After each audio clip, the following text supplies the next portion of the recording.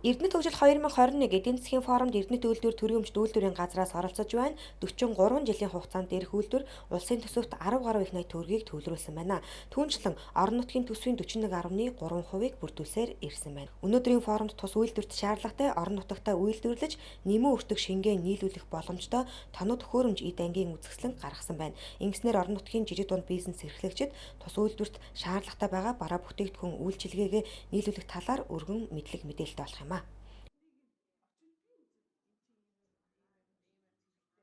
Эрдэнэт үйлдвэрт гадна импортлогддог бараа бүтээгдэхүүнийг Орхон аймгийн иргэн аж ахуй байгууллага нийлүүлэх боломжийн талаар Эрдэнэт үйлдвэрээ төлөөлөн зогсож байна. За манай Эрдэнэт үйлдвэрт трансформаторын оромгийн утас, их чадлын хөдөлгүүрийн секцийн утас, зэсэр болон накна шиг тосон таслуурын гүбхнүүд уруулал үйлдвэрлэх юм бол манай Эрдэнэт үйлдвэр худалдаж авах боломжтой юм байнамаа. Бид бол Эрдэнэт үйлдвэрээс оролцож байгаа. За Орхон аймагт бол Орхон аймгийн бизнес эрхлэгчтэй 20 аж ахуйн нэгжтэй хамтарч ажиллаад 6.9 тэрбум төгрөгийн бүтээгдэхүүн 2021 оны үед бол авсан байдаг.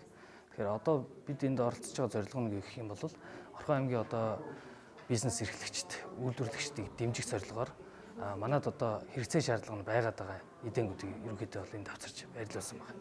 Энэ ямар учиртай юм гэхээр үйлдвэрлэгчид маань энийг хийх боломжтой. За тэгээд хийгээд биднэрт бол энэ хийсэн бүтээгдэхүүнийг хэрэгцээ шаардлага нь байгаад ашиглах боломжтой ийм бүтээгдэхүүнүүдийг гаргаж тавьсан байна.